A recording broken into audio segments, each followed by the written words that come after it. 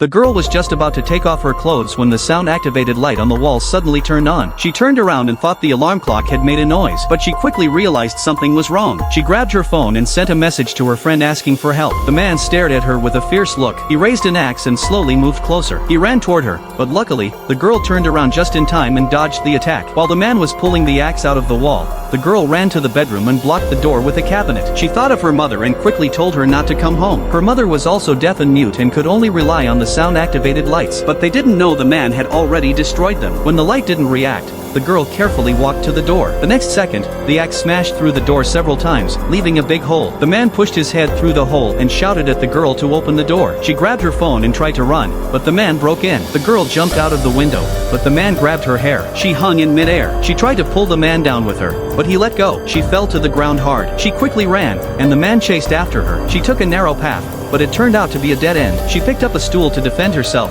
but it gave the man a weapon instead. Within 2 seconds, the girl was pinned under the stool. She turned her head and saw sand on the ground. She used the moment to escape again. This time, she pressed a roadside alarm, and sirens began to sound through the street. The girl kept running and finally reached the city. She used sign language to ask people for help, but no one understood her gestures. To protect herself, she raised a weapon and faced off with the man. A crowd quickly gathered around them. Someone tried to call the police, but the man stopped them. He said the girl was his sister, and the people believed him. The girl felt something was wrong and quickly turned to run. The man followed her, but she suddenly disappeared. Then, the police brought the girl back to the man. They even gave her knife back to him. The girl broke down and begged him to let her live. Meanwhile, her mother was walking the streets, looking for the man. She had no idea danger was just around the corner. The man showed an evil smile. Just as he was about to catch her, the deaf girl appeared and stabbed with the knife. But she didn't stab the man, she stabbed herself. The man laughed and said she had held the knife the wrong way, but the girl grabbed his hand and placed it on the back of the blade. Then she collapsed. The crowd was shocked. Only then did the man realize he had been tricked.